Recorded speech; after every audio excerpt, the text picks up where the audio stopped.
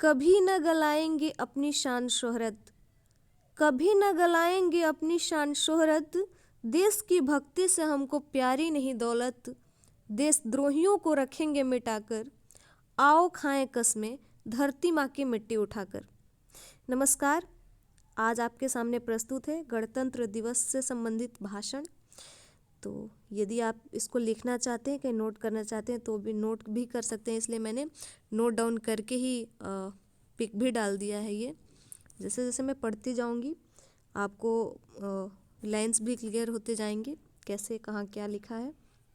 मेरी हैंडराइटिंग थोड़ी ख़राब है तो प्लीज़ आप लोग भाषण पर ध्यान देंगे।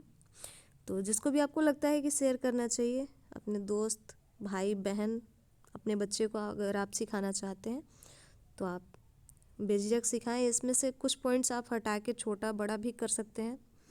यदि कुछ छोटे बच्चे हैं तो उनके अकॉर्डिंग थोड़ा छोटा आप कर सकते हैं।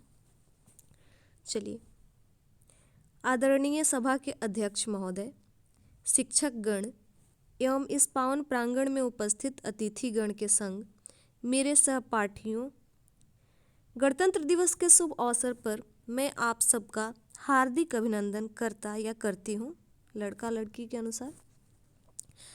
आज हमारे महान राष्ट्रीय पर्व 26 जनवरी के शुभ अवसर पर आप लोगों ने मुझे कुछ बोलने, गाने या प्रस्तुत करने का मौका दिया है, इसके लिए सहृदय धन्यवाद।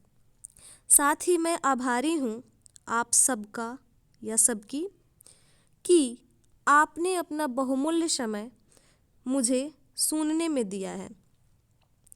हम सब जानते हैं कि आज गणतंत्र दिवस है, जिस दिन यानी कि 26 जनवरी सन 1950 को हमारा संपूर्ण संविधान लागू हुआ था। संविधान नियमों का एक संकलन है जिसके आधार पर हमारे देश का शासन संचालित होता है। आज के दिन हम उन वीर वीरांगनाओं को सत सत नमन करते हैं जिन्होंने हमारे देश की आज़ादी के लिए अपने प्राण न्यौछावर कर दिए। क्योंकि आज अगर हम आज़ाद न होते तो हमारा संविधान नहीं होता और ना होती हमारी शासन व्यवस्था, हमारी अपनी कोई शासन व्यवस्था। आज़ादी के यज्ञ कुंड में न जाने कितने वीरों ने अपनी जान की आहुति दे दी, जो फूल की तरह सुकुमार थे लेकिन कठिनाई रूपी आग पर चलने का व्रत ले लिया। तब सर्वत्र दमन का चक्र चल रहा था और जनता उसमें पीसी जा रही थी और हम सल्तनत ए बरतानिया के दूषित वायुमंडल में श्वास लेते थे। कितनी माताओं की गोद सूनी हुई, उनके बच्चों को बरछी और भाले पर फेंक दिया गया। कितनी बहनों के मांग का सिंदूर धुल गया तो कितनी बहनों के भाई सूली चढ़ गए। तब जाकर हम आज़ाद हुए और बनी हमारी शासन व्यवस्था अर्थात संविधान। आज हमें अपने संवैधानिक व्यवस्था को बनाए रखने में योगदान देने की ज़रूरत है। चोरी, घूसखोरी, कालाबाजारी, भ्रष्टाचार इत्यादि जैसे असामाजिक तत्व हमारी शासन व्यवस्था की आड़ में घुसकर हमारी ज़िंदगी प्रभावित कर रहे हैं। तो आओ खाएं कसम कि अब इस देश की शासन व्यवस्था के लिए हमें मिटना भी पड़े तो पीछे नहीं हटेंगे।